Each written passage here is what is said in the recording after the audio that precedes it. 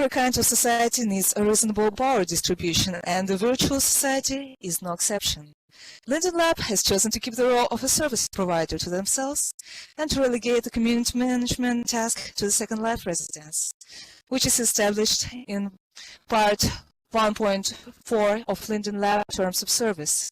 Linden Lab is a service provider and is not responsible or liable for the content, conduct, or services of users or third parties. But is that such a good idea to leave the entire community management to the residents? And since they are doing it, do we, the residents, have the sufficient tools to carry out that management? Do we have to establish global community standards similar to the real-life laws? Or do terms of service suffice? And how can we possibly do that if we decide to? Or should every community govern itself as it pleases? This and many other questions will be asked and answered today. This is the Grid Unraveled. I'm Kitty Burnett. Welcome. Today, we are discussing the control of the grid and our second lives that we as residents possess. Today, we've got 4 voice panel guests, each of whom has or had to deal with the level of control over the grid as a provider or a user of one. So let's get acquainted with them. First of all, we've got Ranma Tardis. She is the current leader of the Confederation of Democratic Simulators, current regular assembly. The Confederation of Democratic Simulators is unique in a way it is governed, where they have a well-defined governing body, a set of laws, and other features of the actual state run on the grid.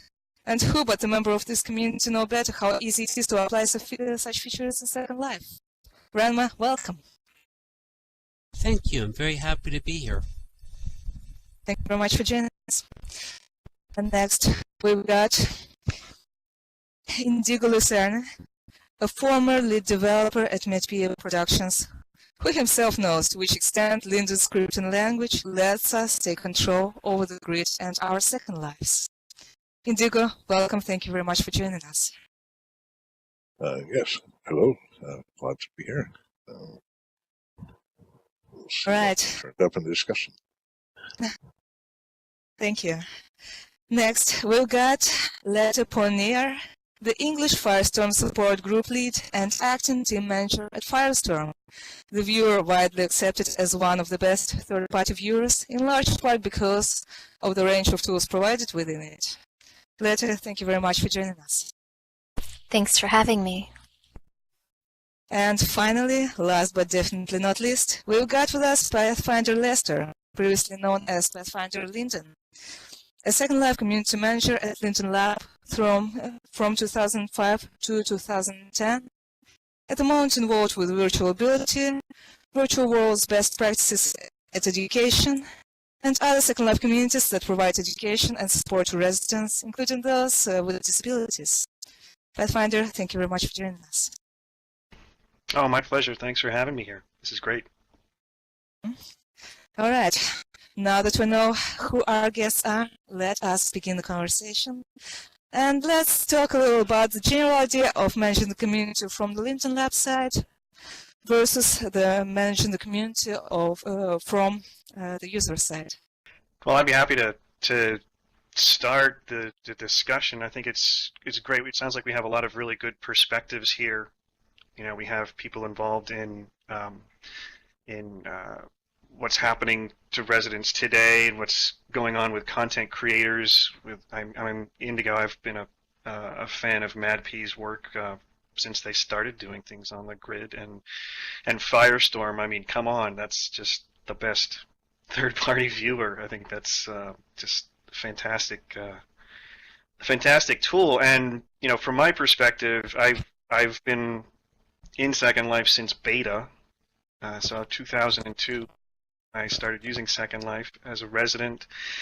I started using Second Life then with really a focus on how it could be used to help people dealing with different medical conditions and different neurological conditions, basically a place for them to create support group environments and to help each other, as well as an environment just for immersive learning. And And then I had the opportunity to be, working at Linden Lab for 5 years, from 2005 to 2010. So I think at the highest level, in terms of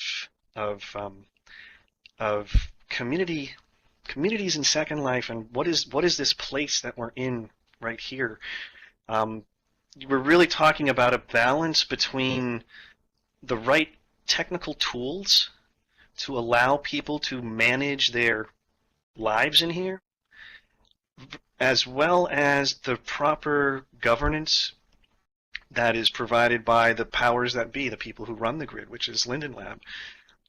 So I think part of the challenge is figuring out what combination, right? Because there's a tendency for tech companies to think that tools will solve everything, that technical tools will solve everything, and that you can say, we're just an ISP, we're not going to get involved in anything. We'll just give you technical tools that are built into the virtual world to allow you to manage everything. But what you really need, in my experience, is this balance between tools and governance. You need to have the right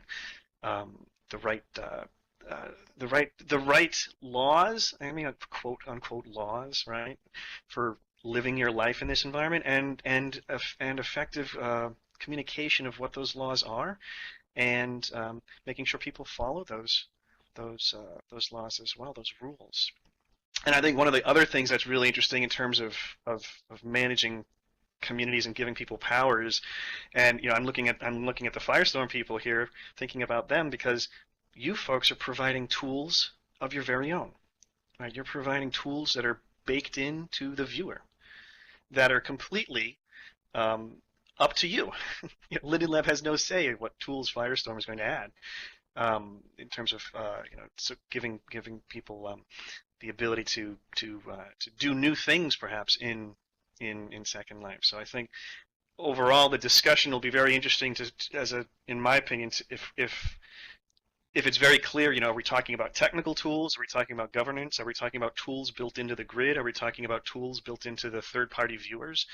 And in terms of governance, what are the things that Linden Lab is doing well, and what are the things that they need improvement on? And I think it's critical, ultimately, to always give constructive feedback to Linden Lab, because when I was working there, the best thing was whenever we received really constructive feedback from the people in Second Life to help us figure out maybe we need a new tool, or maybe we need to improve the way governance is handled, or the information around the rules is conveyed or enforced across the grid. So that's kind of my high level framing of this very complex discussion, because this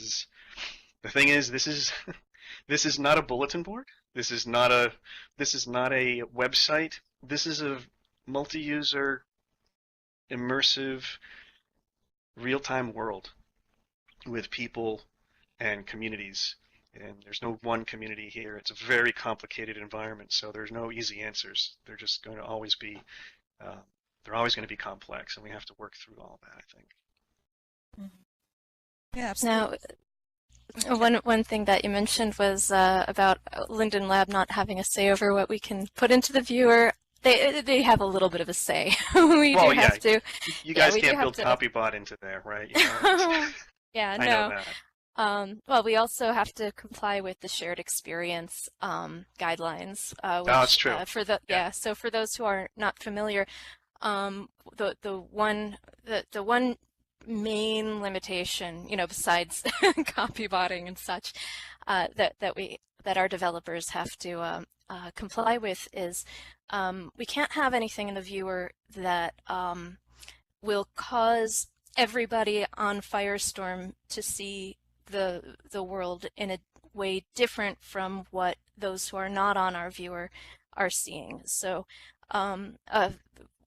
one of the big examples of that is, if anybody remembers back when we used to have viewer tags in tags, so you would be able to see what viewer anybody else was on.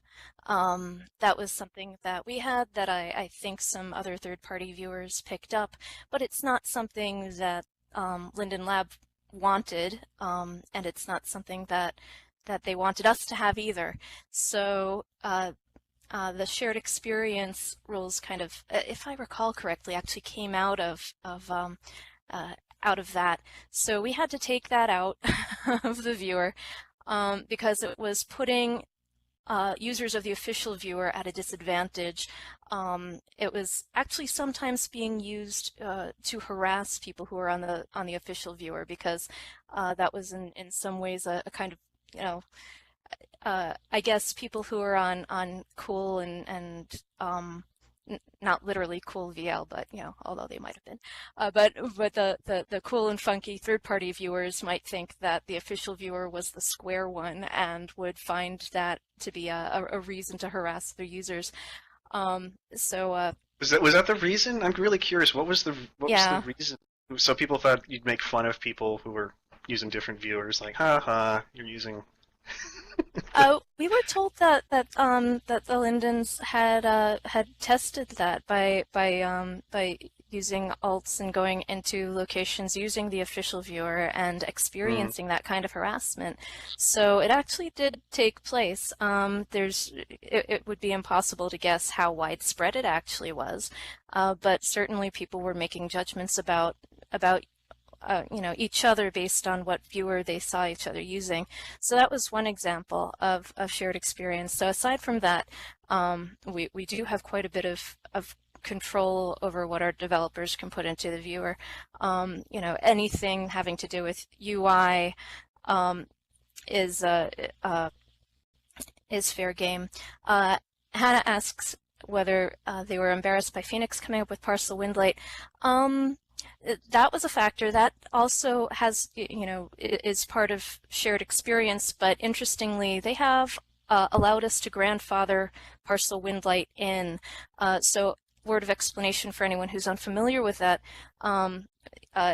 parcel windlight was and is the ability for people to set a specific windlight setting on your own parcel, which people using a compatible viewer, Firestorm or any other TPV that has merged that code, will be able to come onto your parcel and see what you want to see, what them to see in terms of windlight.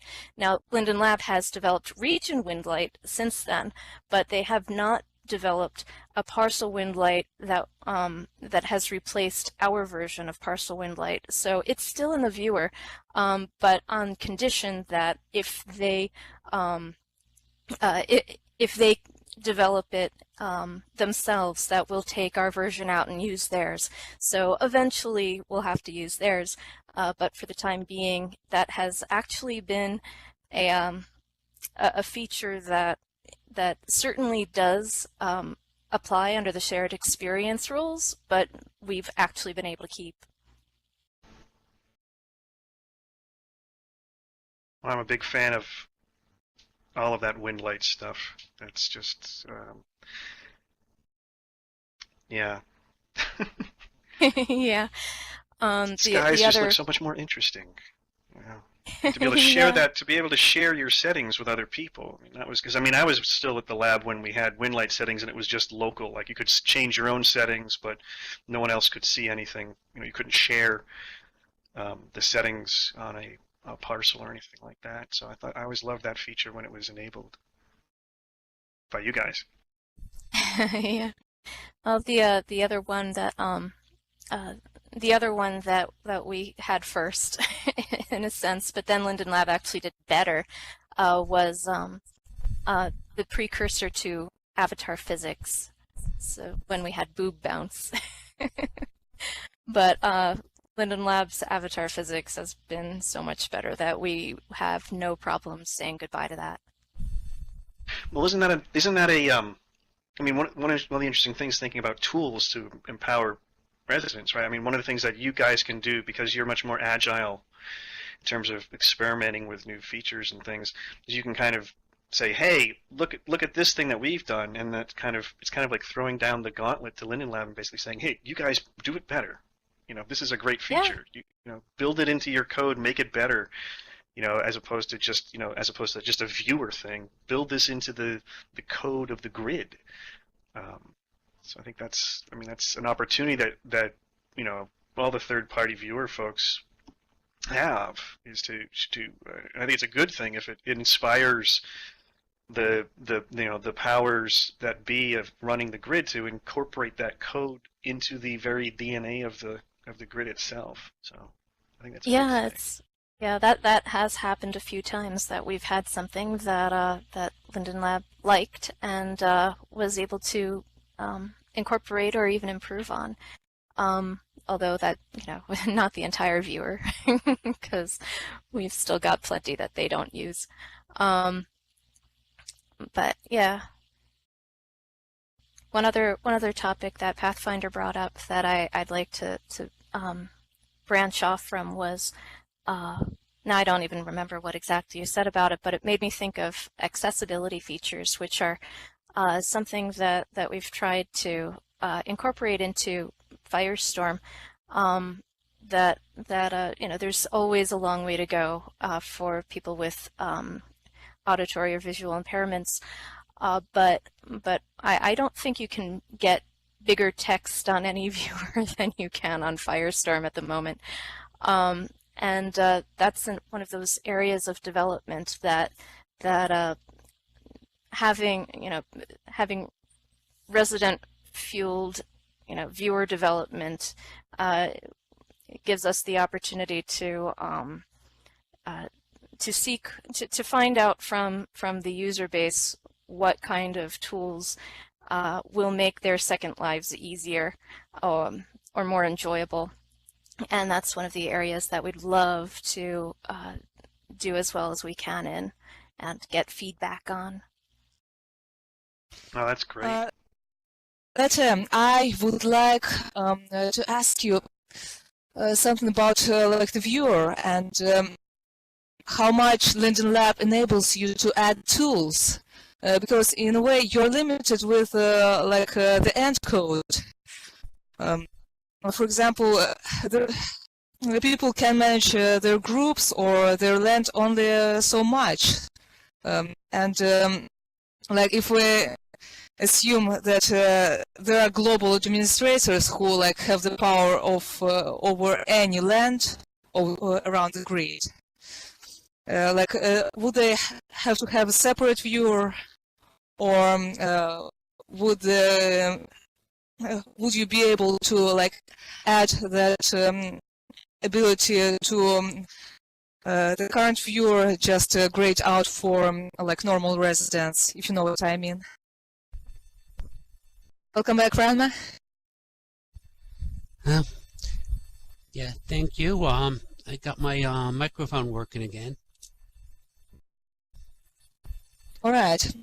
Since you are here, I would like you to bring in the community component, because you guys run the government, the actual government, which, if implemented on the grid-wide level, would perhaps put the entire grid in order, and it would be a user-driven government, so it's not entirely Linden Lab power.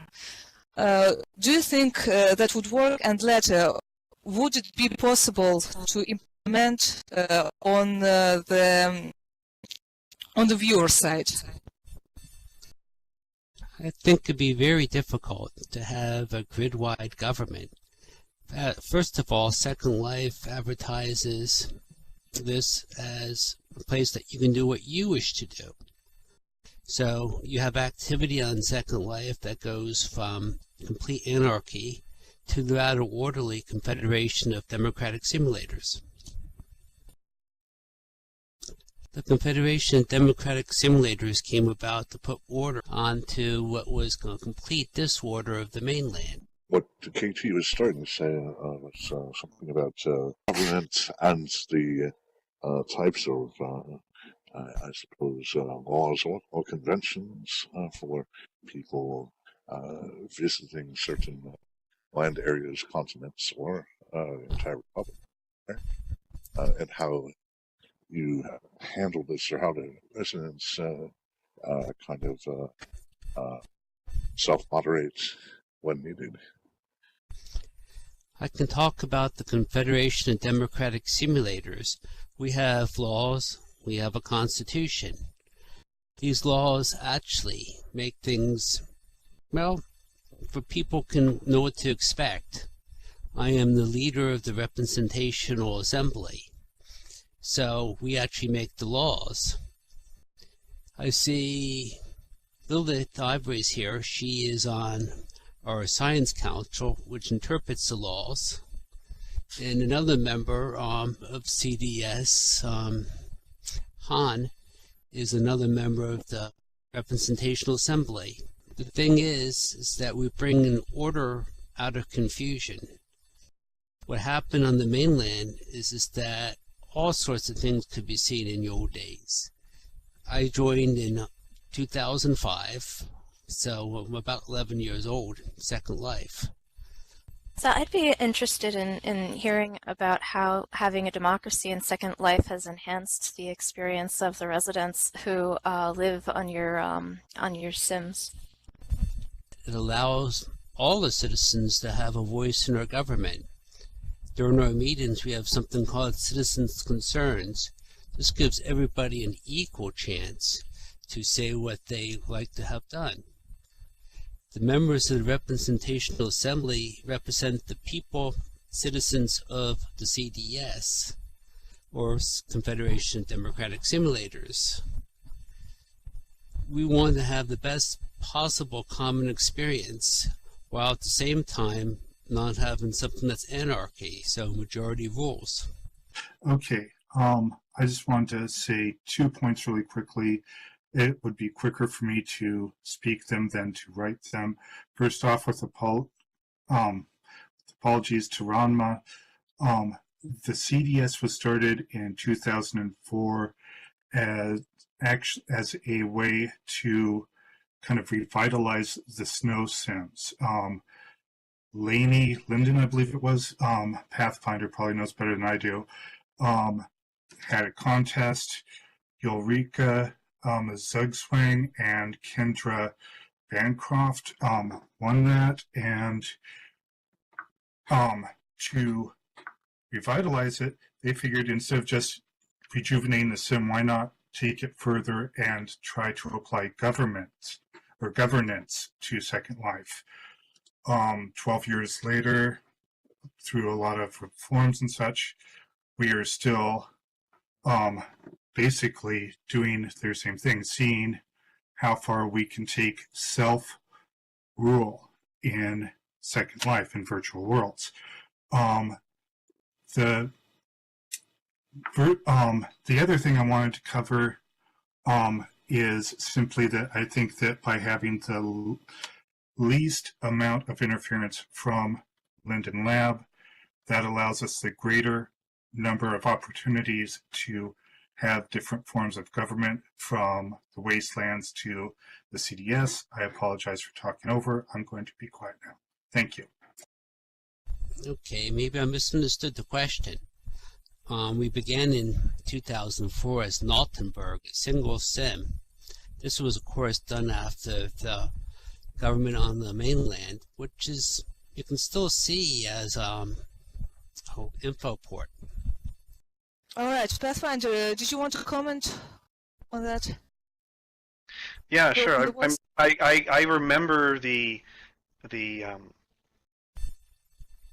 remember I remember those days when it was, you know, the interesting thing was creating governance, like Linden Lab creating governance that was broad enough so that people could build their own governance within that, right? So, you know, the terms of service were sort of the unshakable rules, right? But within those, if you design those rules well, you could allow, and you give people tools to create their own, create their own ways of governing folks, and letting people, you know, opt in to that, and then giving people the ability to not just define those rules but also enforce those rules. Then you allow these types of very specific resident run governance environments to exist. I mean, but of course the catch is that is when you give somebody responsibility but no authority, right? You have to be able to eject somebody from your region if they break the laws, if or break the rules. You need to be able to get them, kick them out of your group or things like that. You need to be able to have certain technological tools, because you can't have any kind of enforcement of rules or enforcement of governance without the tools to make it happen. Otherwise, it turns into a, cowboys and Indians. I shot you. No, you didn't. You just people arguing and nothing's actually being really enforced. So I think those early days of, and it's interesting that this resident run governance system has been just evolving since. I mean, what did you say, Ron? It was like 2000. Was it 2004? Yeah. I mean, I remember going there and hearing about that. That was before I was even at Linden Lab, and then it's amazing that it's been just going for so long. Mm-hmm. All right. Well, Let me just take a moment to introduce our new member of the panel. This is Hannah Marie Bloodwolf. And could you please tell us what's your title at Confederation of Democratic Simulators? Because I'm not quite sure. I am the pro tempore, I believe it's pronounced. I basically, if Ranma for some reason cannot show up, I take over the meeting and moderate and kind of go through the agenda, lead the votes, that sort of thing. Basically, in a sense, I'm basically a substitute teacher. Okay. So you teach others how to democracy, right? I think we teach each other, yes, definitely. All the citizenry, we all learn something from one another, I believe. Mm-hmm. All right. So early on the local chat, Kit had an interesting point. I'm going to paste it again. He says, do we all agree generally that Second Life must work within some real-life generally held principles and that self-rule out or should abide by these same generally held mores? Could I jump in on that point specifically really quickly, please? Yes. One thing that I've come to the conclusion of is that Pathfinder spoke about accountability. There is a limit in virtual worlds to accountability because my legal name isn't on this, Ronma's isn't, Lilith's, Abby's. So there's only so far you can go with things such as the DMCA. We have had issues with people forging, CDS websites, and there's not much we can do about it. So I think that there's definitely a limit. In some ways, virtual worlds makes governance and self-empowerment, which is the most important thing, self-empowerment. Pathfinder, you've been a community manager in Linden Lab, and in a way, you have been managing social relations between people of Second Life. I can see you're typing. So what I want to ask you is, would you try to enforce this kind of rules like those that CDS is having? Like the generally accepted rules, like within your home region, you can do anything you want, but in public you behaved a certain way and such. Like there are many people who are role play in public, and not everybody likes that. Well, I think it all comes down to making, in my opinion. Well, first of all, let me step back for a second. There's the fact is that there are just hundreds and hundreds of different communities in here. And what is a community? A community is a group of people that share certain values. That's what it comes down to. It can be a group of friends. It can be a larger group of people who maybe don't even know each other. But it all comes down to shared values and to and in opting in. Right, you want to belong to this particular community, and you can belong to multiple communities. And different communities, when you go into different communities, your behavior can change. I act very differently, in a professional setting versus an informal setting with my friends, and and so there are different expectations of behavior based on the community that you're in. So again, it's a very complex communities in Second Life, like communities in the physical world. Are very complex, and so what you need to do, in my opinion, is make sure you have a broad set of overarching rules that are that have certain fundamental things like the most highest level rules. Like you can't. No resident will ever be able to delete someone else's account. Those kinds of things, right? So. Like golden rules, yeah, exactly, and have the provide those rules with a collection of tools that allow people who own land, who own spaces in here, because when you own the space, it's your space. It's like your house. You can define your own subset of rules. So within these spaces, then you can have different rules that can be then defined and enforced. So I think it's really, that's really just the trick, is just making sure you have this right balance of overarching golden rules, meta rules. Exactly. I like that. And then having the ability to, giving people the ability to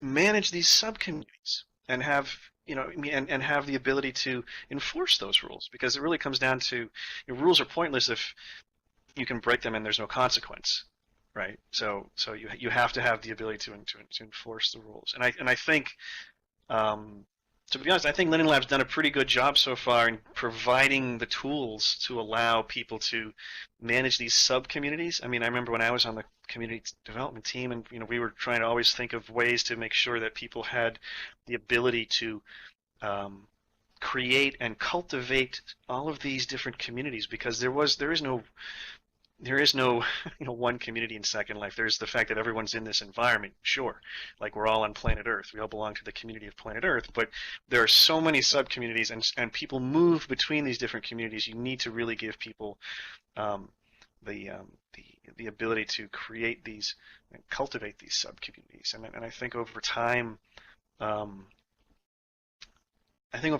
what you just need to have is a constant feedback loop between the residents who are trying to build these communities and a company like Linden Lab, who's defining the technological tools as well as the overarching golden rules, the meta rules, and make sure that just keeps happening. And I think, to be honest, I think probably the downside there is that a company like Linden Lab is primarily, it's a tech company. It's mostly engineers. Right. So if you talk to them about a new tool that will allow you to do something cool with materials and have a new graphic capability or some new very technical thing, they'll understand it right away.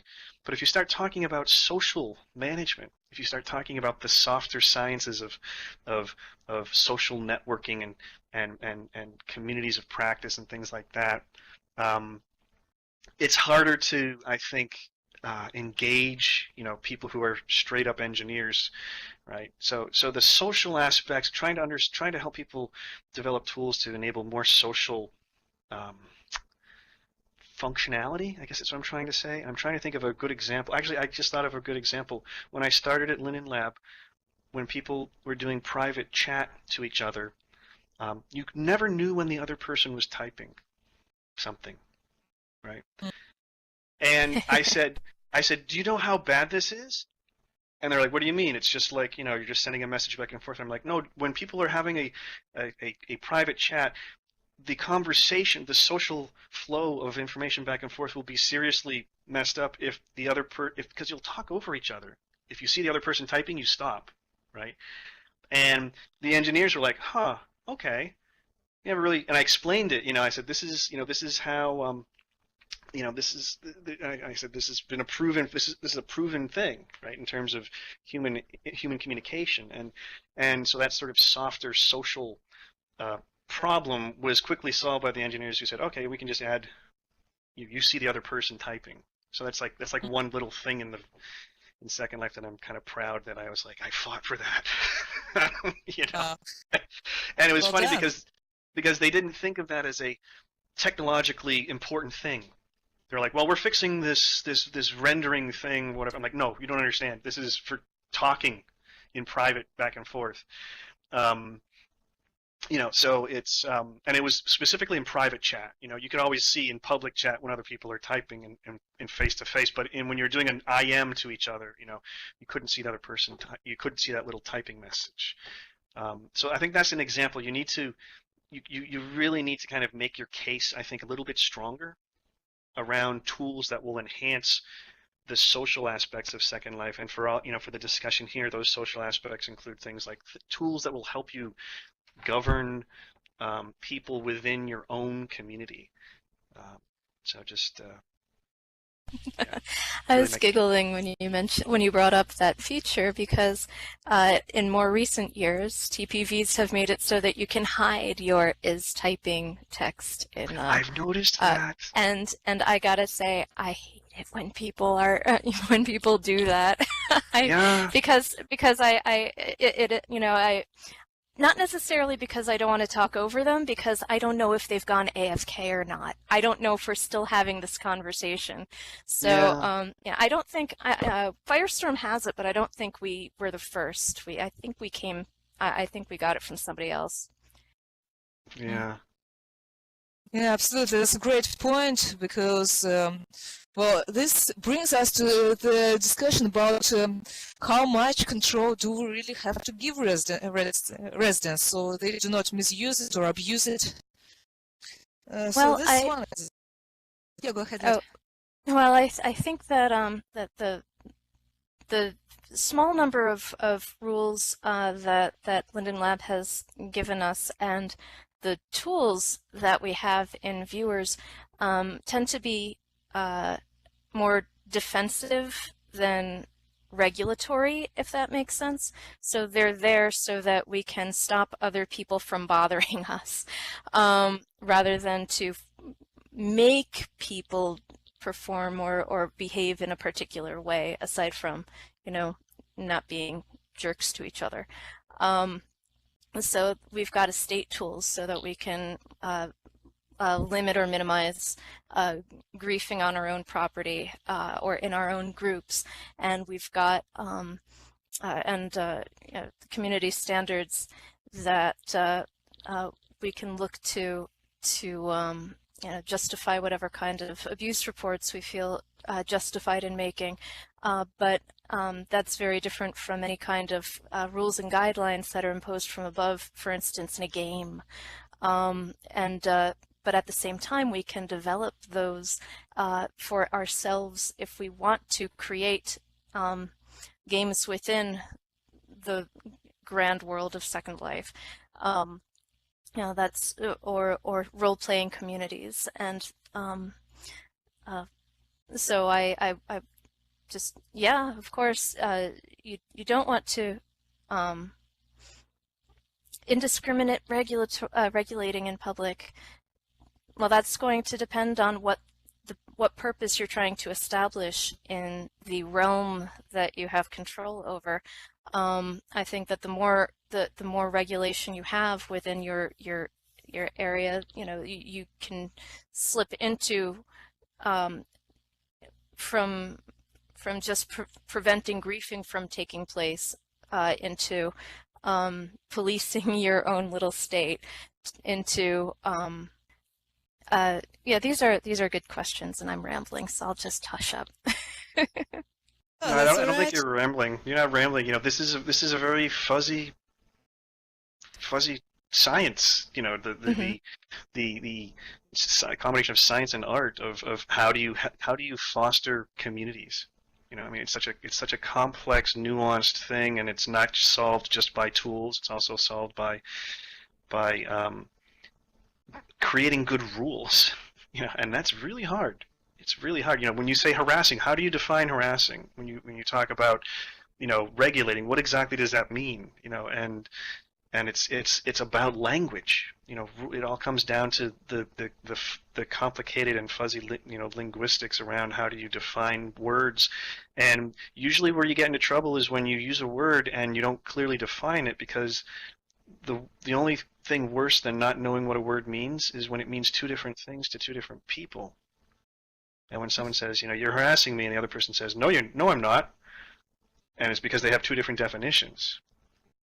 And yeah, and Letty, exactly. This is a language-based environment, and it's a complicated thing. It's very difficult. So yeah, actually, okay. Kit asks whether Linden Lab has a Jira. Well, actually, he linked the how to file a Jira wiki page from Firestorm. Yeah, Linden Lab has a Jira, and I think that used to have a feature request section, but a few years ago everything got collapsed into bug. So you can file a bug report, and even though whereas we allow you to categorize your request as a feature request or a bug report or a couple of other different things, but even though the word and bug is going to you know, sort of implicitly discourage feature requests as opposed to, you know, reporting actual bugs, you still can. You can use that for that, and you know, but whether requests get acted on or not, I would imagine for Linden Lab it has to do with the same factors as it does for us. First of all, it needs to be possible. Secondly, I think we are talking about both Linden Lab, and we're talking about Linden Lab, but since my point of reference is Firestorm, I would that's kind of the perspective that I'm bringing to it. So first of all, it has to be possible. Secondly, the developers that are currently working on the viewer or the server, if it needs something that needs server support, need to know how to do it. And third, it needs to be something that isn't, you know, that isn't going to, you know, be way behind on the priority list compared to the other things that are already in the queue, and that may be a bit more pressing. So not everything is going to get done when it comes to viewer development, but they you know, if there isn't any particular reason for them not to do it, then it might get done eventually. But I can tell you one thing: the feature request that will absolutely not ever get done is the one that isn't made. Okay, that's a good point.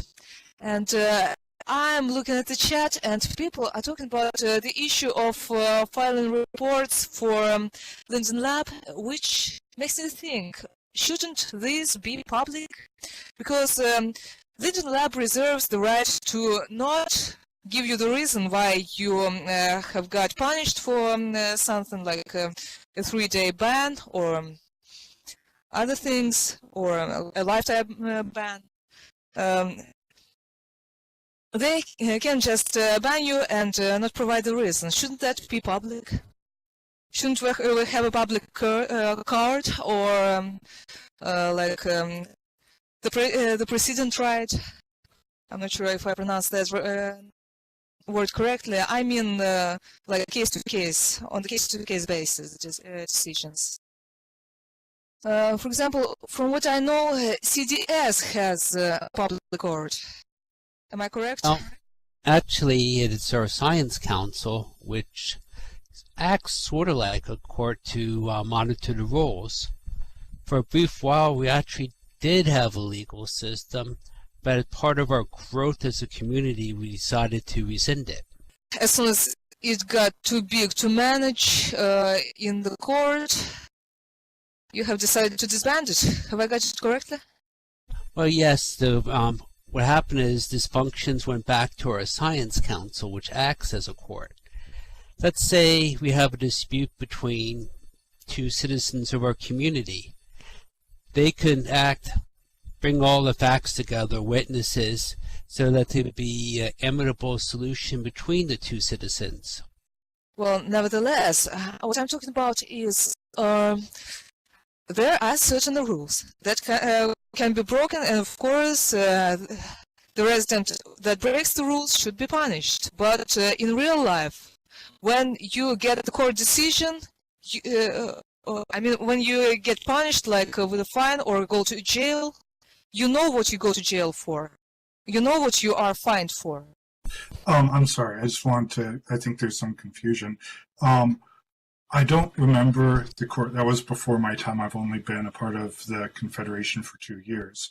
But at this point, we have procedures, and every procedure that I'm aware of for either dealing with someone who's late on rent, someone grieving, things along those lines.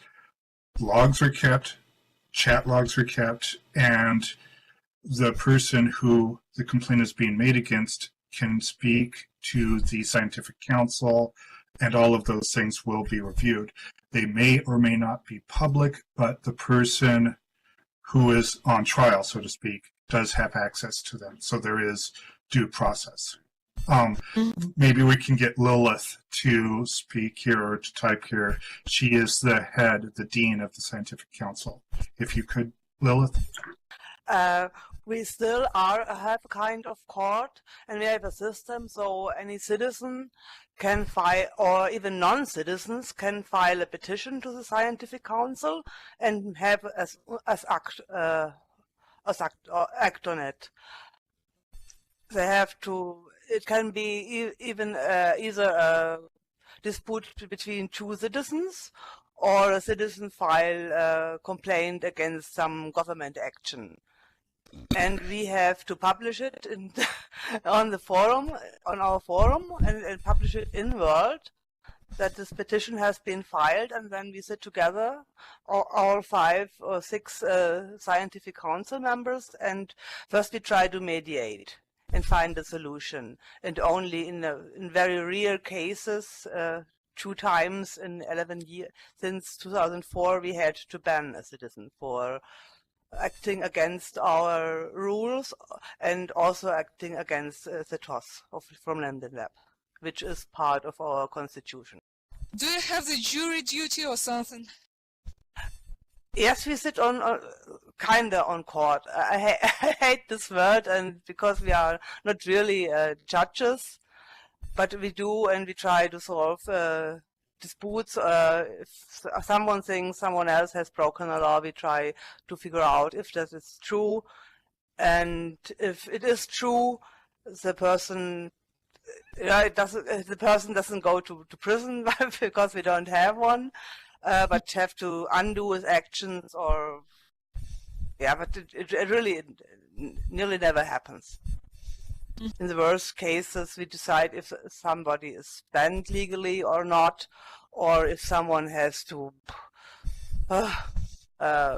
change the way his house looks because it doesn't fit in the covenant. All right. Now I have a question for everybody in this room. Guys, if there, even Second Life, there was a public court, and you guys would have an ability to in the jury, so participate in the decision concerning different residents. Like, should we ban them? Should we fine them with $1 million? So the game is free technically. Would you agree for that system? Would you participate in such a jury? No. Voice panel can answer in voice. But the audience, please answer in local chat. I wouldn't participate because something like that would be too oppressive if it's Second Life wide, so I probably wouldn't be in Second Life. All right, Ranma? I'm a member of 2 different communities. One is the independent state of Caledon, which is run by a governor, and who runs really by consensus of the citizens. The thing is that I remember once my professor in history told me that we have the right not to be free. So conduct that in the CDS or in Caledine would not be proper, may be very proper in somebody else's type of government. Who are we to say limit people's activity as long as it's mutually acceptable between residents? Actually, I've got into thinking about how one tracks down the evidence of some of these nefarious deeds. I mean, is it something like if the mesh glove doesn't fit, you must have quit? But I mean, in Linden Labs, for example, when you pass around illegitimate copies of things, they have ways and means of looking at the hows and wheres and whys of things between different accounts down the chain. But in more private terms, I mean, for example, where in real life you could, with the permission of one party, normally like tape a conversation or video it without audio, or maybe both. In Second Life, you can't do that because it's against the TLS, and even sharing logs, for that matter, may violate the terms of service in some sort of legal settlement area.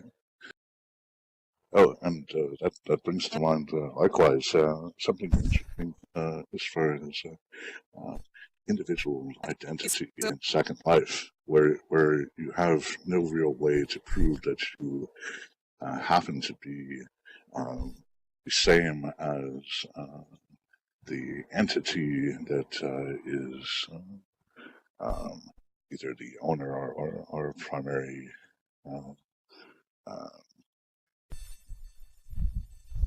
basically present force for a particular avatar or alt. There's no, I mean, you don't have like a certificate signed anonymously off somewhere that is intricately linked to an individual account, like a signed kind of a document or a web page or something like that. It wouldn't. Not necessarily something that would be publicly identifiable, but rather something that would be like a unique token. In other words, it would be, you know, you can only have one of them tied to a particular asset. That's a great point, actually, that we can have several avatars. Well, we have an authority to which we can report problems, but it's a bit different from having an in-person kind of police task force. Sometimes in the Firestorm support group, people will come in and ask if, you know, that they'll say, does anyone know how I can get in touch with a Linden? I've got a griefer on my land and I need them gone. And which, of course, I have heard tell that in the old days, I guess Lindens used to do that, but have not done so in quite a while. Yeah. But but what we have instead are tools at our disposal in viewers, both in official viewers and as well as in third-party viewers, and experience tools have allowed us to develop even more governance tools on our gateway regions that can serve a sort of homegrown purpose to that effect. However, because communities have very different priorities and very different ideas about what is acceptable and what isn't acceptable, it would be appropriate for us to also be able to determine what level, what level of trouble is real trouble versus, just a vague annoyance, and to police it, to use that word again, as we feel fit, rather than for it to be determined by a grid-wide authority, which it's not, which is a good thing, because otherwise we probably wouldn't have such a diversity of communities able to flourish as they do. Yeah, I think that's really well said. I think, well, let's see, trying to tie together the topics kind of branched. Personally, I think the idea of a central grid-wide court is a really, really bad idea because I think the meta rules of the terms of service should be so simple and crystal clear that there's no need for a court to decide whether or not someone is guilty or not. There's no nuance to it. It's just very clear, what those meta rules are. I think things like courts could function in small communities where everyone not necessarily knows anyone's real identity, but you know who that person is. You have a history, a clear history, knowing these people, and they've been longtime members of the community and so forth. Again, that kind of ties into the whole challenges around identity issues in virtual worlds. You can pretend to be multiple people as long as you can have a clear consistency and a history of understanding someone's clear history and know not maybe who they are precisely in terms of their real life identity, but you know who they are in terms of how they have been existing in this virtual environment. I think those types of smaller kind of a court system could work with something like that. And as far as just grid-wide policing, I mean, you can't police without having authority and powers to do things, and it doesn't make any sense to me to have something like that. It just seems like a really bad idea. You just need to have the right tools, and you need to have enough people, who are working at the level of Linden Lab employees to be there to take care of things, to process the different reports that may involve involving governance and maybe disciplinary actions, and you just need to have transparency as much as possible. Personally, I think the police blotter was a great thing. I think everyone should always know exactly why they're being banned. I think everyone should know, if they did something wrong, exactly what they did wrong. The same way, in the physical world, you can't be thrown in jail because someone says, well, you did something wrong, but we're not going to tell you. I think that's just not the way to do things personally.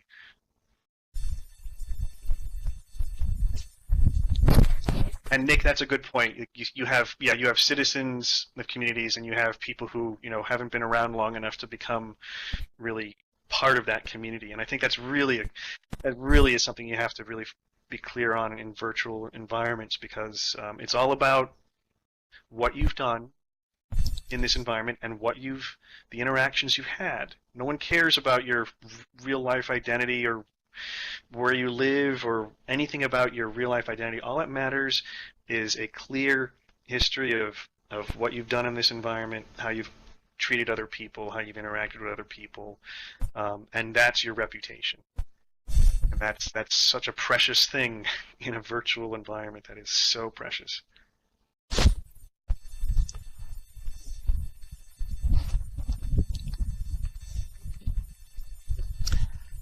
I was going to add in that there's a certain amount of the mega rules that have to do with legalities on what is legal to be transmitted or on a monitor and what is not legal.